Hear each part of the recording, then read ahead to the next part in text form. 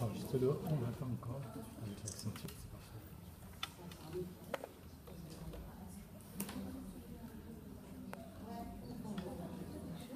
Je voudrais aussi aujourd'hui, cette conférence a pu avoir lieu. C'est grâce à des sacrés coups de main. Alors je voudrais tout particulièrement donc remercier Mini Goodbye, qui est adjointe au maire et en charge de la démocratie locale, du droit des femmes et l'égalité des genres. Merci à Bernadette Kessler, qui est chargée de mission aussi au droit des femmes et à l'égalité des genres. Anne Dive, qui est la responsable de la médiathèque, qui nous ont vraiment facilité la tâche pour qu'aujourd'hui on puisse mettre à jour cet événement important. Je crois que la réflexion est une résistance, parce que les violences extrêmes et le climat fasciste quelquefois rend impossible la réflexion. Essayer de réfléchir et de discuter, partager, c'est très très important. Et alors on veut réfléchir aussi en même temps, en traitant l'histoire des différents pays, il faut réfléchir sur aujourd'hui aussi. Alors, tout ce qui se passe maintenant dans le monde entier nous montre aussi que les différents rapports de pouvoir sont très articulés et sous-fonctionnent ensemble et créent le monde en reconstruisant l'économie. Vous comprenez mon français? Alors je suis contente parce qu'il est italien et espagnol. Je sais pas la seule. Alors en reconstruisant l'économie, la politique, les mécanismes politiques, ils reconstruisent aussi la vie sociale, etc. Et c'est le féminisme qui avait dit ça depuis longtemps. C'est l'ABC du féminisme. Le prix ABC. Oui. ABC du féminisme. Le privé est politique et la sexualité est politique. Alors si nous ne pensons pas sur ABC du féminisme, c'est très difficile de comprendre ou expliquer les campagnes de l'extrême droite en France sur la famille, sur la sexualité et même sur le terme de genre. Si on ne pense pas avec une perspective féministe, on ne peut pas expliquer pourquoi ces fascistes font un problème avec le terme de genre. Et où on ne peut pas répondre si on ne réfléchit pas avec cette perspective à cette question. Pourquoi les fascistes s'intéressent tellement avec qui et comment nous faisons l'amour? N'est-ce pas? C'est le problème. Alors pourquoi? Vraiment pourquoi? Et c'était le cas aussi depuis longtemps. Et nous avons organisé cette conférence, la Lune a organisé cette conférence, et débat bien sûr, pour rappeler qu'on est en face d'une attaque sérieuse contre laquelle il ne faut jamais rester dans une position défensive et autour des objectifs rétrécis. Il ne faut pas rester comme ça. C'est une pieuvre ça, parce que qui essaie de reconstruire l'économie, la politique, la vie sociale, etc., tout ça. Et contre cette pieuvre, et la quête de liberté nécessite une approche cohérente et globale. Et sinon, on continuera à affirmer qu'on commence toujours de zéro, sans prendre en compte les dimensions politiques privées. On ne peut pas vraiment lutter contre le fascisme. On ne peut pas abattre le fascisme. Grâce à trois chercheuses italiennes, espagnoles et françaises, nous allons voir les situations identiques des femmes et des lesbiennes dans les périodes sombres en Italie de Mussolini, en Allemagne de Hitler et en Espagne de Franco et en France de Vichy aussi.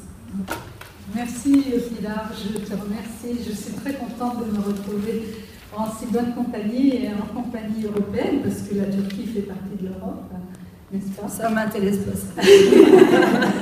Non, la Turquie m'intéresse, mais ce qui est important, si tu veux, c'est d'établir des relations et d'établir des courants de pensée et des courants de résistance des contre-courants, je dirais, par rapport à ce qui se passe aujourd'hui. Je pense que cette réunion d'aujourd'hui est dans ce sens, et quand je vois l'affluence qu'il y a, ça montre bien que ça répond à un besoin, et un besoin de réfléchir sur ce passé et en relation avec ce qui se passe aujourd'hui.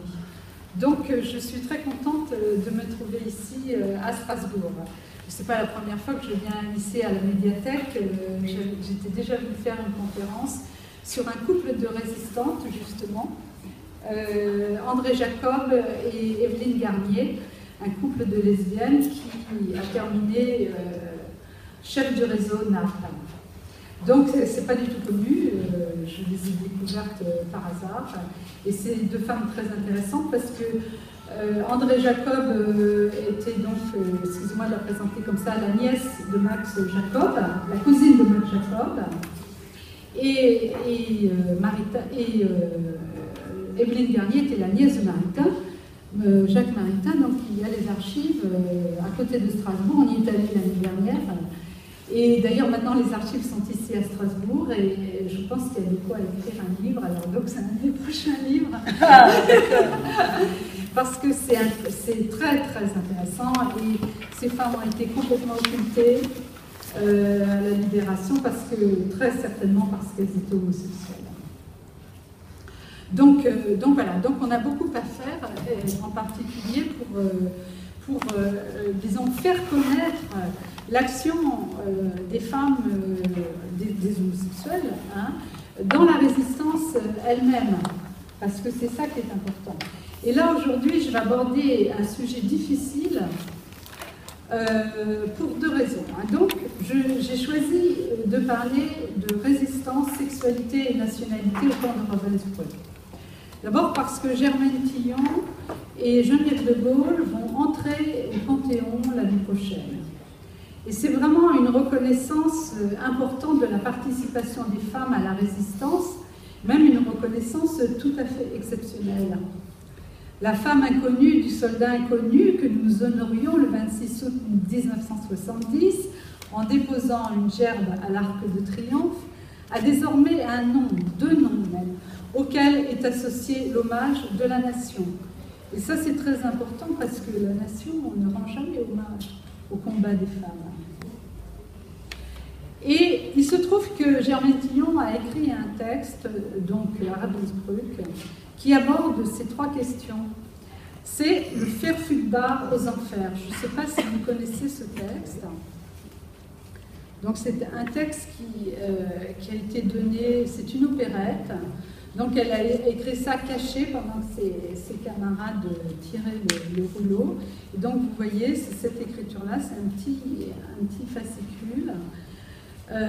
Et donc c'est un peu écrit à plusieurs. Enfin, je veux dire, c'est elle qui tenait la plume, mais quand même, il y avait des idées de chacun. Ouais. Or, bon, c'est un petit groupe de Françaises, Triangle Rouge, des résistantes, hein, qui ont décidé d'avoir le statut de Verfügbar. Ça veut dire de disponible. En allemand, hein, j'espère que je ne me trompe pas. Verfügbar en allemand, ça veut dire disponible, ça veut dire disponible pour toutes les corvées du camp, parce qu'elles ont refusé de travailler pour l'industrie de guerre allemande. Siemens, vous savez, la très grande société Siemens qui a fait son beurre dans les années 40 en faisant travailler les esclaves, hein, dans ces industries. Donc, elle refusait de travailler, ce qui signifiait qu'elle n'avait pas la tranche de pain supplémentaire qui était donnée aux femmes qui travaillaient dans l'industrie de guerre. Donc, elles ont opté pour la faim, en quelque sorte. Hein. Geneviève de Gaulle aussi a été déportée à Ravensbrück. Donc, toutes les deux étaient résistantes. Hein. Germaine Tillon a été arrêtée en 1942. Hein, elle faisait partie d'un réseau, pas tout à fait le réseau du Musée de l'Homme, mais un réseau de sauvetage des aviateurs alliés.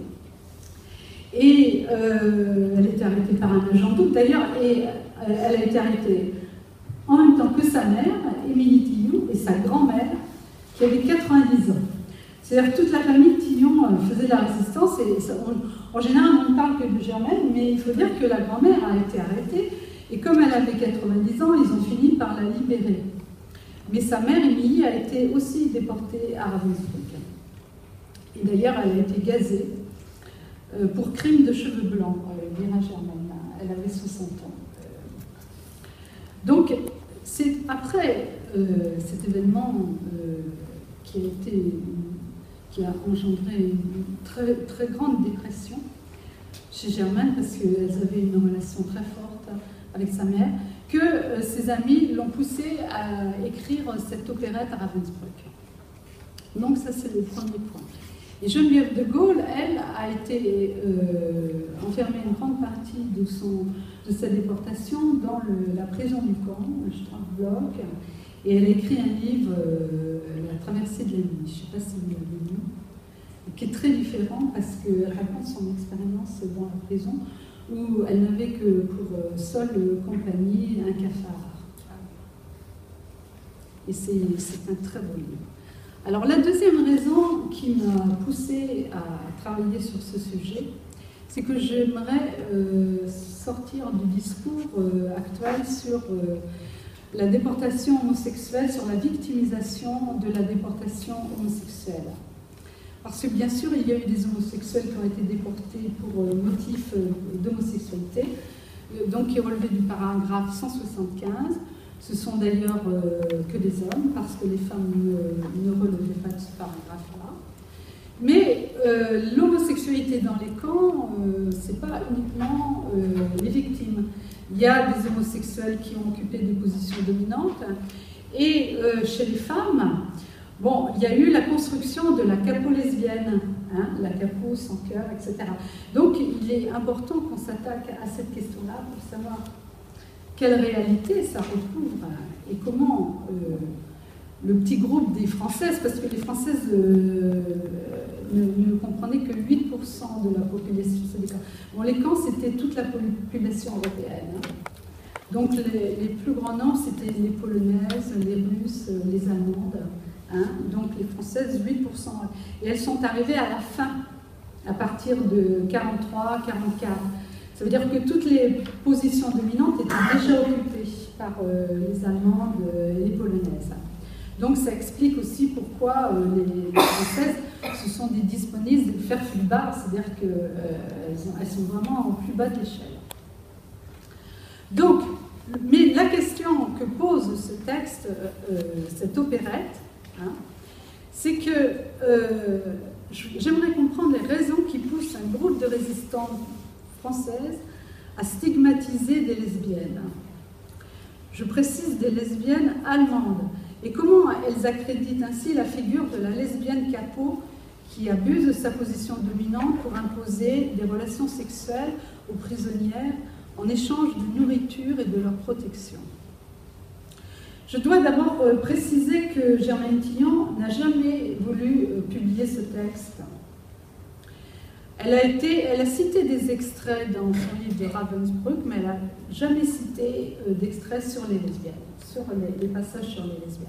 Ce sont ses amis qui ont, disons, profité qu'elle avait 100 ans pour faire un accord avec l'éditeur, que je connais personnellement, puisque c'est le même éditeur qu'Anne Livre, et qui ont donc publié Le Fer Fulbert aux Enfers, qui pose vraiment beaucoup de questions. Et bon, on en parle très peu, et moi je pense que pour nous, féministes, c'est important d'aborder toutes ces questions-là. Parce que ce sont des questions qui ont pesé beaucoup sur le MLF et sur la solidarité possible entre homo et hétéros, si je peux dire, sur quelle base la fonder. Donc, ce Fer Fulbert aux Enfers met en scène trois grandes communautés du camp. Les triangles rouges, alors vous savez que les triangles rouges chez les politiques, et toutes les Françaises étaient considérées comme triangles rouges, quelle que soit leur position dans la résistance ou dans la situation française, parce que, par exemple, il y a des prostituées qui ont été déportées parce qu'elles avaient transmis une maladie vénérienne à des soldats allemands, et elles avaient le triangle rouge, c'est-à-dire toutes les étrangers Toutes les étrangères avaient le triangle rouge. Vous avez la deuxième communauté du camp, c'est les cartes roses. Ce sont les prisonnières âgées ou infirmes qui sont dispensées du travail forcé. Et bien sûr, Germaine était très concernée par mettre les cartes roses comme personnage du camp. Et vous avez la troisième catégorie, c'est les julots. Les julots, ce sont les lesbiennes qui sont vues comme des privilégiés qui exploitent des détenus assujettis. Il y a un quatrième personnage qui incarne le point de vue de Germaine Tillon, c'est le naturaliste. Et bon, évidemment, Germaine, elle était anthropologue, hein, donc c'est le point de vue scientifique entre guillemets. Hein. Et qui a un humour extraordinaire. Hein, absolument, par exemple, je vais vous donner un exemple, à propos de leur état physique hein, et des seins, et donc elles étaient affamées, évidemment. Et elle dit, à propos des seins, elle dit, ce ne sont plus des saints, ce sont des martyrs. C'est un exemple de l'humour. Donc c'est un texte qui est très très intéressant. Je ne peux pas rentrer, je vais juste aborder la question du jeu. Alors, le livre commence, donc l'opérette, hein, c'est une revue avec des chants, avec des actes, etc. Ça commence donc sur la présentation des Verfügbar, et en particulier une déportée, Nénette, qui a 50 ans, qui faisait de la résistance, qui cachait les juifs, qui cachait les aviateurs, qui faisait des faux papiers, etc., qui a été arrêtée par la Gestapo de la rue des Saussées. Donc vous voyez, on est en 1944 à Ravensbrück, elle raconte tout ça, qui a été torturée, qui a fait la baignoire, etc. Donc parmi les femmes de Ravensbrück, il y en a beaucoup qui ont été torturées, déjà avant d'être déportées. Donc elle raconte tout ça jusqu'à l'arrivée du cœur des Julots. Hein, elle appelle ça le cœur des Julots. Et alors le cœur des Julots arrive en disant: regardez comme nous sommes chics, comme nous sommes gras, comme nous sommes beaux, oh là là, nous sommes les champions du vol, de la combine et du culot, le regard hardi, les cheveux plaqués, le verre de haut, c'est nous qui sommes les Julots, aux bonnes places dans la cuisine, de la cantine et des bureaux, à nous les bas de soie, les lingeries fines, les chics manteaux. Bon, on comprend tout de suite que c'est une antithèse de Verfügbar. Hein? Bon. Donc après, il y a une scène où un Julot, donc je reprends, hein, un Julot arrive devant Nénette, hein, je vous rappelle qu'elle a 50 ans, et elle lui donne une tranche de pain blanc, et Nénette, et en lui disant du gefällt mir, tu me plais chérie. Et comme Nénette ne comprend pas l'allemand, elle demande la traduction. Donc Lulu de Colmar lui dit: elle a dit que vous étiez son type et qu'elle ne demandait pas mieux que d'être le vôtre. Promenade sentimentale en se tenant par le petit doigt, le là, baiser sur la bouche, etc. Si le cœur vous en dit, général. Mais quel genre ai-je donc se demande Nénette. Et elle continue comme ça. Je ne suis pas celle que vous croyez, passez votre chemin, monsieur, mademoiselle, veux-je dire, je ne mange pas de ce pain-là. Donc vous voyez, au niveau de la métaphore du pain, je ne mange pas de ce pain.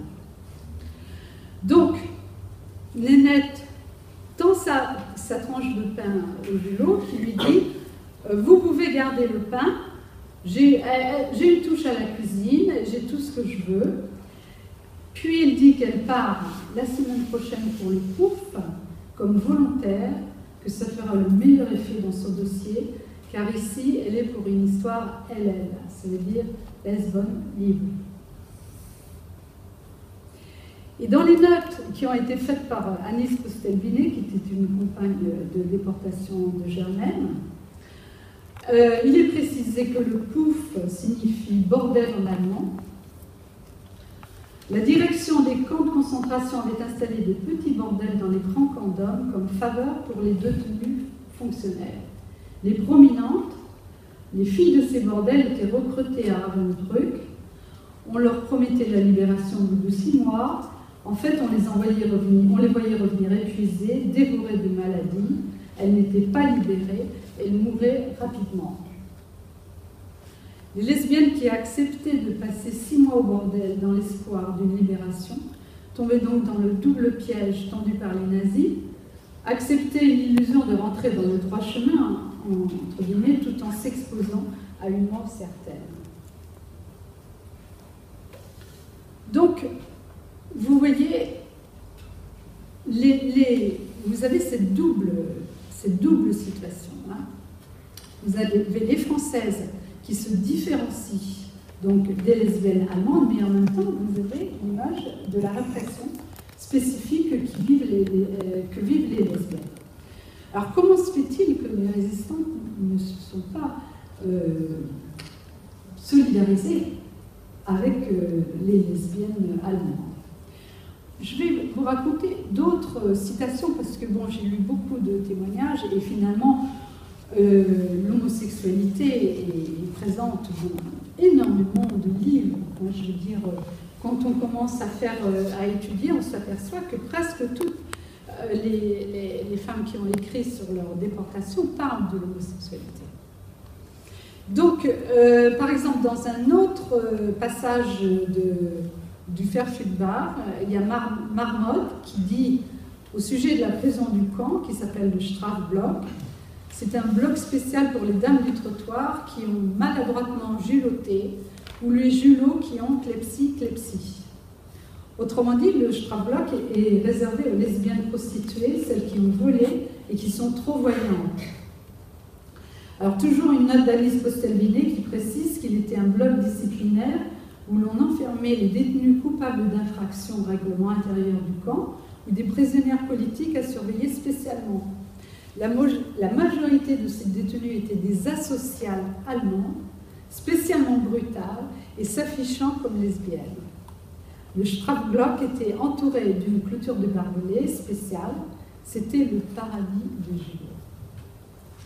Le mot paradis des julots jure cruellement avec le titre de l'opérette, le Verfügbar aux enfers. L'opposition entre l'enfer et le paradis, entre le statut de Verfügbar et celui des lesbiennes, n'est pas une figure de style, mais bien l'expression d'un rejet très profond de ces femmes pseudo-privilégiées, désignées par les nazis eux-mêmes à travers le triangle noir, à la stigmatisation de leurs compagnes de déportation. Tout est bon pour diviser les détenus et empêcher leur solidarité. Donc, vous voyez, avec ce texte, on a ici une scène caractéristique du clivage entre sexualité, nationalité, résistance. Parce que moi, je m'identifie tout de suite aux résistantes françaises. Hein. Et d'un autre côté, quand je découvre leur point de vue lesbophobe, je m'interroge sur ce regard qu'elles portent sur les julots. Hein. Et notamment, il n'y a rien à propos de la répression. Donc, comment se fait-il que des femmes qui ont combattu comme ça en arrivent là? Il y a une autre scène qui est très intéressante, c'est quand le naturaliste parle des julots.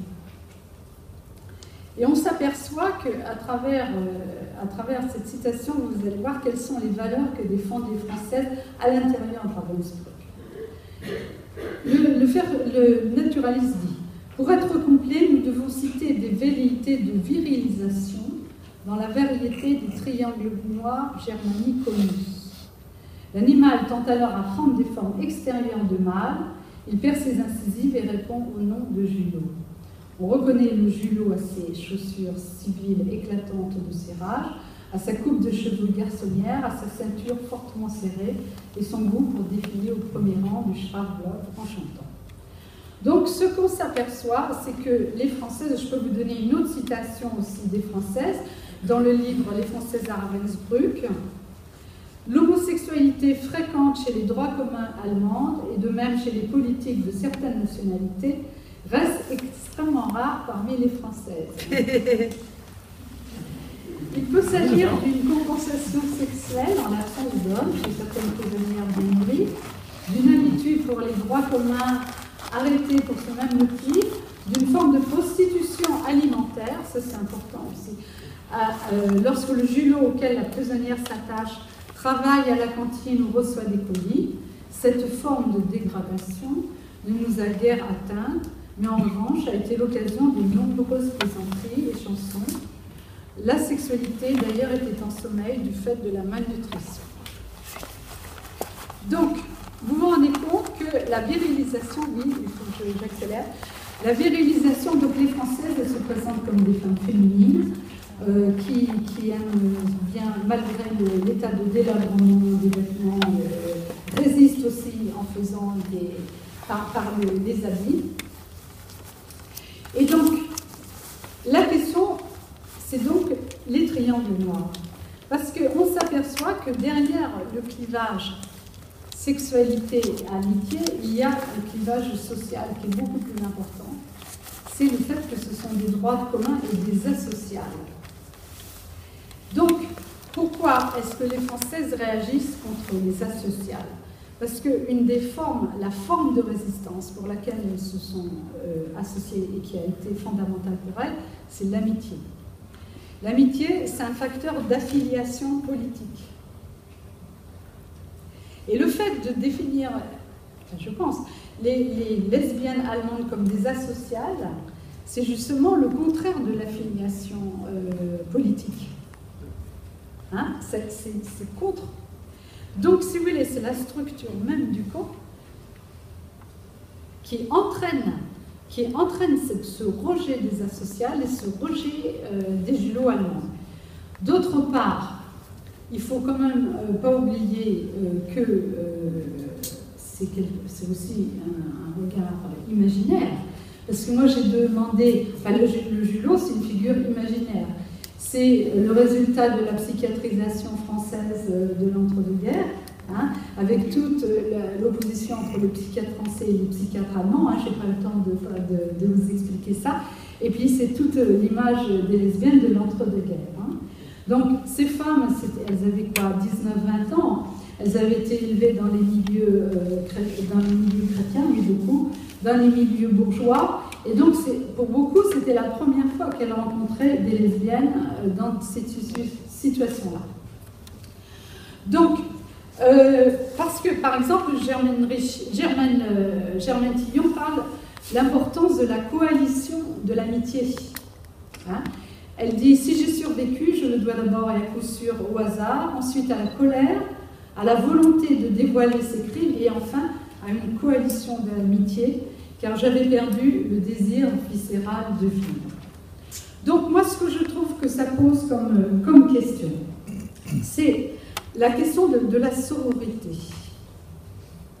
Parce que c'est dans ces femmes n'avaient plus les relations familiales traditionnelles, ni les relations politiques. Enfin, il y avait des politiques dans le camp, hein, il y avait les communistes par exemple. Mais elles ont vécu d'autres types de relations entre elles. Et par exemple, il y a un film qui a été fait qui s'appelle « Sœurs en résistance ».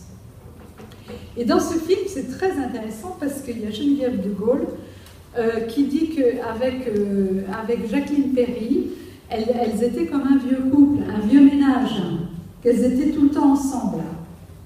Et que c'est ça qui leur a permis de tenir le coup. Donc c'est intéressant. Hein.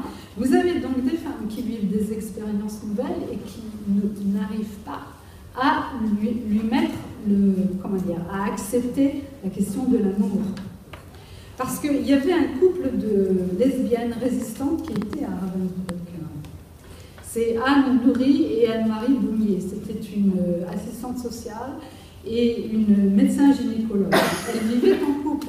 Et Gisèle Guillemot m'a raconté qu'elles se sont toujours arrangées pour qu'elles soient ensemble. Elles les ont protégées. Mais il ne fallait pas en parler. Personne n'en parlait. Hein? Donc vous voyez les pratiques et la parole, donc c'est très intéressant. Et moi, quand je pense donc à la question, on pourrait dire que c'est une expérimentation de la sororité. Je pense que c'est la première fois qu'il leur a été donné. Donc ce sont des combattantes, hein, qui ont pris des risques, qui se sont affirmées. Elles rejettent les femmes viriloïdes, mais en même temps, ce sont des femmes actives puisqu'elles ont fait de la résistance. Vous voyez, elles sont en contradiction entre leurs propres actions et le discours que l'on plaque sur les femmes et sur l'action des femmes. Hein? Donc je pense que ce qui est très important, c'est d'avoir le courage d'apporter les contradictions qui se trouvent dans ces textes-là et les penser, parce que personnellement, ayant vécu la difficulté des relations entre les homos et les hétéros à l'intérieur du MLF, j'ai trouvé qu'on retrouvait les mêmes problèmes, en fait, toute proportion gardée, bien entendu. Mais enfin, ce sont les mêmes problèmes. Et donc, je crois que nous avons intérêt à empoigner cette question-là et réfléchir collectivement. Voilà, je vous remercie.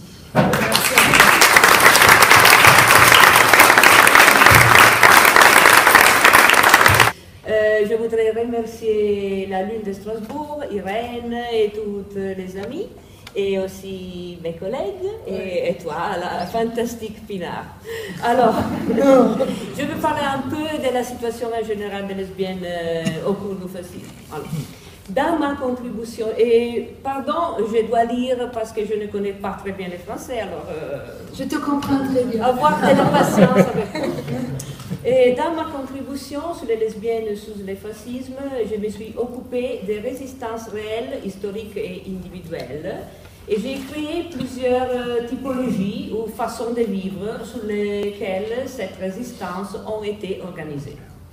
Mais tout d'abord, je voudrais vous fournir des détails sur le fascisme, l'homosexualité et la condition des femmes en général sous le fascisme en Italie.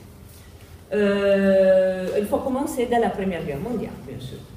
Après la Première Guerre mondiale, où l'Italie participe avec la France et l'Angleterre, donc du côté des démocraties libérales, on peut dire, les femmes n'ont pas de droit de vote, comme au contraire en Angleterre et aux États-Unis. Très tôt, la crise après la guerre produit une réponse dictatoriale. Et le fascisme se développe entre 1922 et 1924. Ce détail est très intéressant parce que dans l'Allemagne naziste, où Hitler a obtenu le pouvoir en 1933, donc 10 années après par rapport à Mussolini en Italie, il avait la République de Weimar, qui a été caractérisée par une forte croissance de ce qu'on définit aujourd'hui la communauté lesbienne, gay, bisexuelle et transsexuelle. Il faut rappeler qu'à Berlin, il y avait des lieux de rencontres, mais aussi des groupes de militants contre la discrimination et aussi une forte visibilité lesbienne, comme l'article de Claudia Schoppmann dans le livre les souligne. Au contraire, l'Italie fasciste a signé un accord politique avec le Vatican qui impliquait une recul dans la condition des femmes italiennes. On peut dire reculer. Oui. Au cours du fascisme, comme il s'est passé sous les autres régimes totalitaires européens, la vie des femmes est limitée à 3 caps. Les 3 caps nazistes, qui sont Kinder, Küche et Kirche. Enfants, ménage, église. Il y a aussi une mise en valeur des tâches reproductives des femmes. Les femmes ne sont que mères. Il y avait aussi un prix fasciste. Les femmes qui avaient 8 enfants ou plus recevaient un prix assigné par Mussolini lui-même à Rome. Non? Et on peut dire, était premier pour être mère, seulement des mères. Et avant de parler des façons d'existence, il faut dire qu'en Italie, l'homosexualité, surtout masculine, était punie avec l'exil. Même s'il n'y avait pas une vraie définition, l'homosexualité était considérée comme un problème d'ordre public qui était puni. L'exil. Exil à l'intérieur de l'Italie. Il s'appelle Les Confines en italien, mais je ne suis pas comme le dire en français, j'ai dit exilé en France. Tu vis à Toulouse, tu dois aller vivre à Mulhouse peut-être. Je ne sais pas. Changer ta résidence, changer tes amis, et surtout en Italie il y a des îles. Les îles, la Sardaigne, la Sicile, aussi d'autres petites îles où les homos allaient à vivre enracinés de leur liaison, de leur vie qu'ils vivaient. Non? Alors, les îles étaient obligatoires et c'est passé dans des endroits déserts, presque déserts, des îles par exemple, et des îles par exemple. Il y a seulement trois cas d'exil des lesbiennes documentés. Deux de ces cas remontent à 1938, la période de l'alliance entre Mussolini et Hitler, et aussi des lois racistes que l'Italie adopta pour se conformer au racisme et à l'antisémitisme allemand. En général, après cette considération, je dois dire qu'il y avait trois types d'existence des lesbiennes italiennes pendant cette période. La première, c'est la résistance politique au régime. C'est la vraie politique de résistance. Il y a des femmes qui ont participé au maquis en Italie, la résistance italienne. Non? Après, il y a une autre façon qui est l'isolement protectif. Et le troisième est la participation sélective aux activités du régime qui pouvaient leur permettre de vivre dans des communautés de femmes. Et ce qui c'est une tactique. Oui, on peut dire tactique de survivance. Et ce qui concerne la résistance politique, il faut considérer par exemple l'expérience de deux femmes de Florence, Renata Gradi et Maria Antonietta Falorno, qui se rencontraient à l'université et organisaient un réseau antifasciste à partir de la fin des années 20. Elles sont condamnées pour antifascisme et pas pour lesbianisme, pour lesbisme. Et je voudrais citer aussi un passage de leur correspondance. Je vois le bleu de tes yeux. L'Arno est très beau ce soir. Tu as vu les merveilleux reflets? Paysage lunaire qui nous donne des frissons, des passions. Oh. Oui, c'est romantique, c'est l'Italie, non? Tu as vu Florence, un peu de couleur, non? Une autre lesbienne résistante est Gianna Ciao, née à Rome en 1922, qui participe à la résistance à Rome. Et c'est très intéressant parce qu'elle n'obtient pas de reconnaissance publique après la guerre et déclare: je ne suis pas intéressée à m'exhibir. Je suis celle qui attendait que les Indiennes traversaient le Rio Bravo. Et c'est un rêve romantique peut-être, je ne sais pas. Après la guerre, elle devient une photographe très célèbre et choisit de vivre à Saint-Paul-de-Vence. Et parmi ses amitiés, il y avait Prévert, Picasso, Vita Saccul-West, Frida Kahlo et aussi Marlène Dietrich. Oui, mais alors tu as vu, il y a des choses très belles à être en résistance. Alors, il y a aussi des formes de résistance intellectuelle des femmes qui se sont isolées du régime. Par exemple, Cordula Poletti, amant de Sibilla Leramo, écrivaine féministe italienne, et Nietta Apra, qui est une historienne de l'art de Milan. Et Nietta écrit depuis la Chartreuse de Pavie en 1943, année de l'invasion naziste en Italie. S'il n'y avait pas cette terrible guerre, vivre ici, ce sera un rêve qui devient vrai. Cela ferait oublier les atrocités de la folie allemande et la présence à côté de la Chartreuse d'une brigade SS. Comme on peut voir, il y a de la peur de vivre l'antifascisme de façon active, sans se réfugier dans l'isolement. Mais il y a aussi de la poésie, non? Il y a aussi, je pense, une forme de résistance culturelle. Et ce côté, c'est très intéressant à connaître, je pense. Et ce qui concerne une participation à la vie sociale qui permettait de pouvoir vivre le lesbisme au-dedans du régime, il faut se rappeler ce que Luisa Passerini dit. Pour les filles et les femmes, il est presque évident la liberté partielle représentée par l'appartenance à une organisation de masse, même si fasciste. L'uniforme symbolisait à la fois enrégimentation et libération. À ce propos, il faut rappeler l'Académie des sports fascistes, les académies des sports fascistes, et en particulier l'Académie de Orvieto. Dans le journal de l'Académie, écrit par les filles, il est intéressant de noter la représentation des modèles butch et femmes ante litteram, on peut dire. C'est un modèle américain des années 50 et déjà au cours du fascisme, les lesbiennes se pouvaient représenter dans cette façon. Non? Il faut rappeler aussi une association non fasciste, la FILDIS, Fédération des femmes des lettres italiennes, qui dépendait d'un groupe anglais qui visait à soutenir les questions liées à la Société des Nations.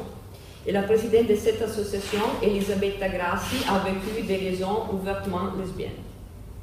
Le même s'est passé entre femmes qui appartenaient à des organisations catholiques, et je voudrais aussi souligner des péculiarités italiennes, par exemple le seul témoignage de l'existence des triangles roses, et pas seulement noirs, se retrouve dans le roman Déviation, de Luce d'Eramo. Il est aussi intéressant de noter qu'en 1944, à Milan, donc pendant la République de Salò et l'occupation naziste dans le nord de l'Italie, on imprime un roman ouvertement lesbien, Mémoire d'Irène, qui peut évoquer Olivia de Dorothy Strachey. C'est un livre anglais qui a été publié après la guerre. Et je termine mon portrait avec une considération sur laquelle il sera intéressant de débattre. Dans ma recherche, j'ai trouvé de très riches documentations féministes et aussi académiques sur des histoires d'amitié féminine. Il suffit de regarder d'un côté lesbienne pour qu'ils se montrent dans toute leur vérité. Pour moi, c'est leur vérité que les relations entre femmes peuvent être sexuelles. Mais il y a un point vide dans l'histoire et dans l'historiographie qu'il faut combler avec nos recherches. Le point de vue est hétéro. Et j'espère qu'il va se développer un point de vue différent et les recherches sur notre histoire vont se développer côté européen, côté mondial aussi. Non? J'ai fini. Merci beaucoup.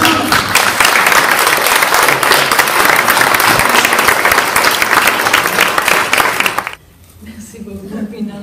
Félicitations pour ton effort pour essayer de présenter ce truc en espagnol. Et tu l'as fait très bien. Et merci à la Lune, l'association La Lune, pour nous avoir fait possible cette rencontre. Et ici à la médiathèque, non, pour offrir cet espace qui est formidable. Et alors à tout le public qui comme vous disiez au commencement, avec toute cette chaleur. Néanmoins, vous êtes voulu être ici, alors on vous remercie parce que sans vous, cette activité n'aurait pas pu être possible. Attends, je suis en train de chauffer mon français. un peu apaisé pour le moment. Et alors, mais sinon, je peux avoir de l'aide. On va essayer. Et on va essayer, merci. Et.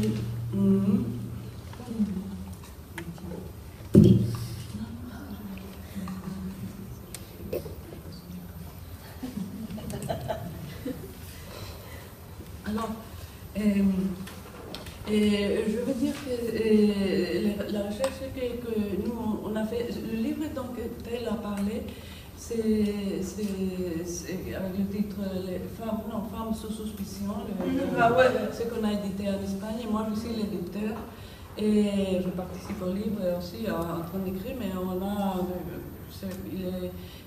il y a 20 20 participations, 21 chapitres et 20 personnes qui ont écrit. Non, je ne voulais pas qu'on pense que c'était un livre seulement moi, c'est un livre collectif avec c'est le résultat, un des résultats d'une recherche qu'on a commencé en 2008 en Espagne sur la mémoire et sexualité des femmes sous le franquisme. Et on a commencé à penser à faire cette recherche parce qu'on a vu que les garçons, les gays, les hommes gays, étaient en train de faire sa mémoire de l'histoire du franquisme. Et on s'est rendu compte que cette mémoire n'était pas faite pour les femmes, à propos d'elles-mêmes, dans la même période. Alors on a commencé à se demander qu'est-ce qui s'est passé, où est-ce qu'elle était la sexualité des femmes dans cette période. Et alors ça c'était l'origine, la motivation pour commencer cette recherche. Mais alors aussi on se posait la question de comment faire cette recherche. S'il n'y avait pas de mémoire faite, c'est parce que ce n'était pas facile, il n'était pas visible. C'est un mot clave, non? Et dans ce genre de sujet, alors comment est-ce qu'on pouvait faire la recherche de la mémoire de la sexualité des femmes sous le franquisme? Et alors, ce que je voulais faire ici, c'est surtout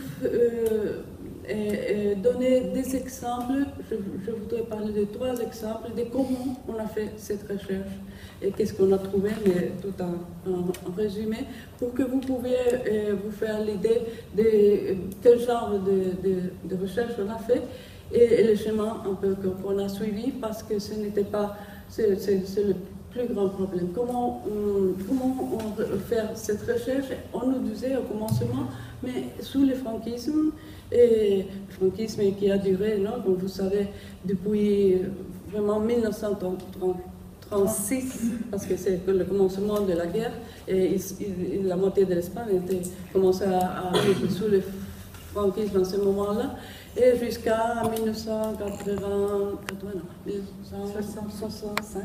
Oui, c'est ça, le numéro, c'est difficile dans une autre langue. Alors, dans toutes ces périodes, comment est-ce qu'on a pu vivre d'une sexualité différente sous le franquisme? Alors, je vais vous donner 3 exemples. On a pensé par exemple qu'un endroit où il se trouverait ces types de relations, ça serait les prisons. Les prisons sous le franquisme, et où il était enfermé tel milliard de prisonniers politiques depuis le commencement de la guerre, franchement.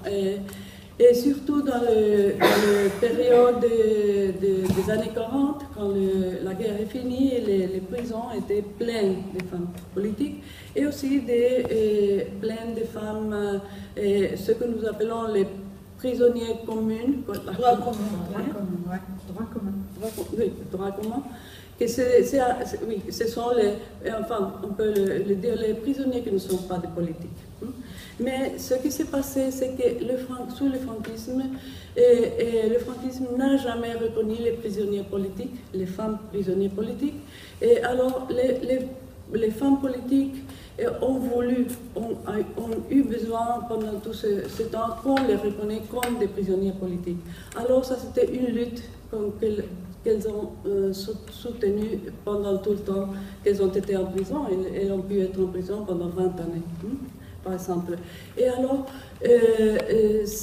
ça représentait aussi une lutte pour trouver la différence, et quand on faisait la différence entre les femmes, les prisonniers politiques et les prisonniers de droit commun. Et prisonniers de droit commun, c'était surtout des prostituées et des prostitutes. Et à la fin de la guerre, il y avait de la faim au pays, il y avait la pauvreté. Et alors, il y avait beaucoup de femmes qui survivaient sans un homme à côté, parce qu'ils ont été tués, prisonniers, et par la guerre, par l'exil, par milliards de raisons, même ils étaient en prison. Alors, c'était des femmes qui avaient des enfants aussi, sa famille, et qui devaient survivre. Alors, il y avait, on disait un livre qui disait l'Espagne était un très grand poste bordel au moment. Il y avait des milliards, des millions, des centaines de mille femmes qui devraient travailler à la prostitution, et une partie d'elles, celles qui ont été faites prisonnières parce que la prostitution était d'un côté légalisée dans des bordels à ce moment-là, mais celles qui ne pouvaient aller dans un bordel, ils étaient dans la rue, ils faisaient de la prostitution à la clandestinité, et ils étaient sévèrement réprimés en prison. Alors, c'était, et aussi les femmes les personnes, mais en ce cas les femmes qui faisaient les marchés noirs, c'était une des questions ici aussi, et pour survivre des petits commerces illégaux. Alors, pour cette raison, les grands personnes qui faisaient les grands commerces illégaux, ils étaient dans la rue et se faisaient riches, mais ces femmes ont été aussi faites prisonnières. C'était les grands groupes de prisonniers de droit commun. Et alors, entre ces deux groupes, les femmes politiques voulaient créer une distance entre les deux, les politiques et les communs, parce que pour être reconnus comme des politiques, et aussi pour faire possible l'organisation des politiques dans les prisons. Mais les autorités de la prison tout le temps voulaient les mélanger, parce que ça faisait très difficile qu'elles pouvaient s'organiser comme des politiques. Et alors, elles voulaient tout le temps être reconnues comme des politiques en mettant des distances avec les prisonniers communs. Et une des façons pour créer cette distance était à travers la sexualité. Et mettant la sexualité comme une frontière entre les prisonniers politiques et les prisonniers communs. Et la façon, quelle sexualité pouvait avoir à la prison entre les femmes à ce moment-là, de l'auto-érotisme, de la masturbation d'un côté, et les relations sexuelles entre les femmes. Et alors, ce qu'elles ont fait, les femmes politiques, c'est de nier pour elles-mêmes la possibilité d'avoir ce genre de relations. Si quelqu'un prisonnier politique voulait penser à avoir de ces relations, elle était condamnée, absolument condamnée par les prisonniers politiques et séparée de l'organisation. Et là-bas, dans un environnement qui était si hostile, c'était la mort civile pour cette femme. Alors, presque personne, n'osait pas vivre une sexualité homo-érotique si elle avait des désirs comme ça. Mais aussi, elle niait, elle critiquait cette possibilité pour les prisonniers communs. Pour les prisonniers de droit commun, ça veut dire les prostituées qui vivaient sa sexualité d'une façon tellement différente. Et c'était des prisonniers qui allaient être là-bas pour très courte période de temps. Alors, elles voulaient vivre de la meilleure manière possible. Et une des façons, c'était d'avoir une relation sexuelle entre les femmes. Et alors, les prisonniers politiques niaient, critiquaient et condamnaient ce genre de relations. Mais aussi, comme je dis, la raison pour ça, je commençais à dire, elle avait besoin, elle s'organisait politiquement et elle devait se séparer des prisonniers. Et comment autrement, elle n'aurait pas pu de s'organiser parce qu'il y avait les communs entre elles. Alors, c'est une des nécessités. Aussi, il ne faut pas oublier la mentalité traditionnelle, conservatrice de l'époque, pour tout le monde. On parle des années 30, des années 40. Ici, en Espagne, en toute l'Europe, en tout le monde, il y avait une mentalité conservatrice à propos de la sexualité. Et les femmes politiques participaient de cette mentalité. Et aussi comme des prisonniers politiques, ils avaient besoin de donner de l'exemple de vertu entre toutes les autres prisonnières et devant les autorités de la prison. Et alors, sa vertu passait aussi pour la négation de sexualité qui n'était pas orthodoxe. Et aussi, très important, d'avoir des relations sexuelles pas permis, c'est pas certainement ça. Et c'était toléré souvent à la prison, pas les autorités, mais parce que si on les tolérait, par exemple les prisonniers communs, on avait des privilèges. Et aussi, on achetait des faveurs de la part de l'autorité des prisonniers communs. Par exemple, une possibilité, c'est de la délation. Alors, c'est quelque chose qu'elle ne voulait pas, la prisonnière politique, d'être vulnérable si elle tombait dans des relations qui l'autorité de la prison pouvait faire de blackmail, Mouton noir. Chantage. C'est le chantage. Ça vulnérait, les femmes étaient vulnérables et en échange de ça, les autorités pouvaient la serrer et puis c'était une vulnérabilité, c'est le chantage. Vraiment le chantage. Alors c'est pour ça que vraiment entre ces deux groupes, il s'est créé cette division, cette séparation, et que c'est ce qu'on a dit avant. Oui, qu'est-ce qui a fait cette femme? C'est pour comprendre comment c'est que cette femme si progressiste, si antifasciste, en fait, et ont été capables de nier tellement la sexualité et se séparer complètement des femmes qui pratiquaient ce genre de sexualité. Alors on peut comprendre un peu plus, pas seulement parce qu'elle était puritaine, elle l'était, tout le monde l'était à ce moment-là, mais il y avait d'autres raisons pour expliquer pourquoi elles ont eu ce comportement si antisolidaire vraiment entre les femmes. Et un autre exemple de recherche qu'on a fait, c'est on a retourné à étudier en écrivant les écrits d'un médecin espagnol, médecin de famille, qui a été formé comme médecin dans les années de la République espagnole, dans les années 30. Et il semble qu'il a dû recevoir une formation libérale en relation à la sexualité, et en pensant que la sexualité c'était une chose positive pour tout le monde, et spécialement de loin pour les femmes. Et alors, il a fait une recherche dans les années 40 et 50 du franquisme entre les femmes qui allaient dans sa consultation. Et alors, il a fait une enquête de 1400 personnes, femmes. Alors, ça, on l'appelle le 15 espagnol, parce qu'il a fait cette recherche dans cette année avant que 15 avait même son projet aux États-Unis. Et alors, il a trouvé des résultats qui vraiment sont très clarifiants de la double vie qu'on habitait sous le franquisme. Le franquisme proposait une morale pour les femmes sans sexualité, ou seulement avec une sexualité au service de la famille, de l'homme, de la reproduction et du patriarcat. Et alors, à travers la recherche de ce médecin, on peut voir que la vie réelle des femmes en cette période, c'est le plus dur du franquisme, est assez différente. Et je vous montre seulement 2 ou 3 résultats. Par exemple, si on pense à propos de la masturbation, il a trouvé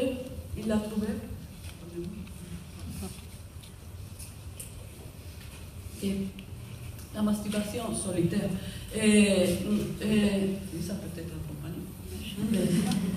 la masturbation solitaire représente pour la femme célibataire espagnole la principale source de relaxation, de joie sexuelle, par exemple. Et à propos de l'adultère, ça veut dire des relations extramatrimoniales entre les couples hétérosexuels, il a trouvé qu'au moins 31% des femmes mariées avaient pratiqué quelquefois le sexe hors du mariage. Alors, les femmes n'étaient pas si fidèles comme on le disait qu'elles devaient faire. Et à propos des expériences de relations entre femmes, sexuelles entre les femmes, il a trouvé que vers 35% des femmes qu'il a interviewées, et il a fait des 1400, je me souviens des interviews, et avait eu quelques expériences homosexuelles. Et pour 20% de ces femmes qui ont eu cette expérience, ça a été une expérience unique, mais pour les 80 restantes, ils ont répété. Et cette expérience homosexuelle. Alors, mais cette recherche était publiée dans les années 70. Sous franquisme. Oui, mais seulement entre une publication seulement pour les médecins, au commencement, mais après la mort de femme en 1976, en ce cas-là, il a été publié dans deux ou trois fois, parce que c'est le moment de l'éclat de la sexualité en Espagne, après toute cette prohibition de toutes ces années.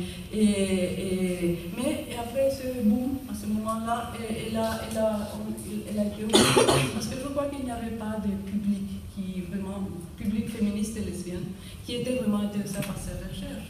Et alors ça a dû être maintenant, dans les années 2000, que des gens comme nous, qui ont passé par le féminisme, le mouvement LGTB, les études de mémoire historique, les études de genre, qui nous ont intéressés à récupérer de nouveau cette littérature qui maintenant a un sens nouveau dans nos yeux, pour mettre en surface cette autre sexualité qu'il y avait sous le franquisme.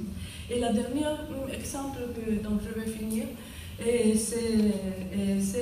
c'est les recherches qu'une de notre collaborateur, Mathilde Albarracín, a fait dans la Barcelone, de nouveau des années 40, de la fin des années 40 et des années 50, à propos d'un groupe de femmes lesbiennes qui ont été capables de vivre joyeusement sa sexualité alternative ou dissidente dans de nouveau cette dure et obscure année les années 40 et les années 50.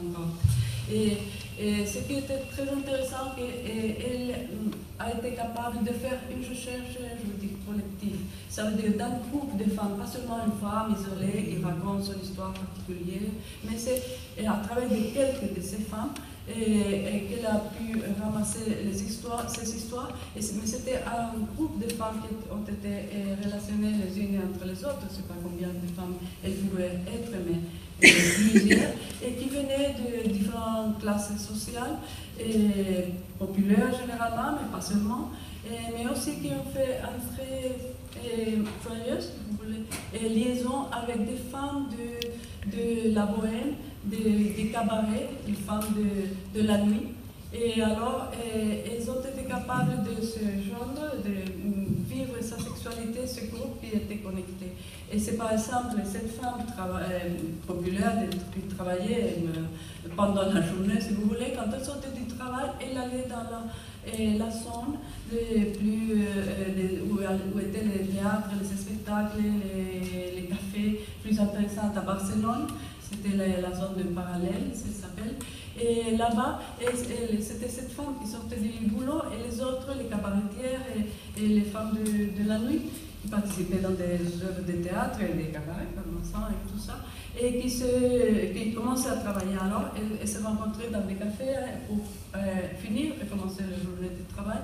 Mais elles ont été capables de vivre, de créer même un langage secret, pour que, comme ils ont dit, les endroits écoutés, parce qu'il y avait la police et tous les espionnages formels et informels à ce moment-là. Et elles ont inventé cette code pour qu'elles pouvaient parler de ces trucs, mais sans qu'on le reconnaisse. Par exemple, elles s'appelaient entre elles, qu'elles étaient les libraires de la librairie, comme par ici. Et alors, c'était des libraires. Et alors, les plus jeunes filles qu'elles trouvaient et qui ont commencé à avoir des relations, elles étaient les BD. Hein? Elles étaient les libraires des livres, et les autres étaient les BD, seulement les plus jeunes, les comiques. Et aussi, on faisait le camouflage avec des hommes homosexuels. Et en faisant, elles sortaient parfois ensemble et alors elles ressemblaient à des couples homosexuels. Mais ils étaient aussi, comme elles disent, des libraires aussi, non? Mais des libraires homo. Et alors, il y avait un point de départ, elles étaient des femmes qui étaient indépendantes économiquement. Et vous savez que ça, c'était pas facile au commencement de beaucoup des années dans le franquisme, parce que le franquisme a interdit les femmes mariées de travailler. Alors, elles étaient normalement des femmes célibataires, mais pas seulement, parce qu'il y avait des femmes qui étaient des adultères, hein, qui avaient des relations hétérosexuelles avec ses maris, après venaient s'approcher à ce groupe pour faire de la connaissance d'autres femmes. Et même aussi, par exemple, les cabaretières, elles avaient souvent des amants qui étaient des hommes avec de l'argent, des hommes du pouvoir, si vous voulez, parce qu'elles complémentaient ses revenus avec ce genre de relations. Hein. Mais elles avaient aussi une double vie avec ces groupes de femmes. Elles appartenaient aux deux groupes, si vous voulez. Et elle aussi, elle allait, par exemple, elle faisait du camping, parce que c'était pas si facile, bon, c'était impossible de s'exprimer en public comme des femmes en relation amoureuse. Alors elles allaient à la campagne, elles faisaient du camping informel, elles allaient des libraires femmes et des libraires hommes, et comme ça elles s'entraient des mariages, et c'est là-bas où elles pouvaient s'habiller comme elles voulaient, avec comme elle disait, avec des pantalons de ses parents par exemple, où on ne pouvait pas habiller des pantalons dans la rue. Et comme ça, elles pouvaient avoir une vie un peu s'exprimer dans les temps de campagne, dans les week-ends, quand personne ne le voyait pas. Et aussi, elles ont été capables de créer des familles alternatives. Au moins, dans ce groupe, on a connu deux cas. Et c'est un des cas que nous allons voir, une des femmes qui a été capable avec son couple femme bout, à propos de ça, c'était bout femme en la pratique. Et alors elles ont été capables d'avoir un enfant, et c'est les deux femmes qui l'ont élevé, mais c'était avec un homosexuel qui est un de ses amis qui, heureusement, a voulu lui donner les noms de famille.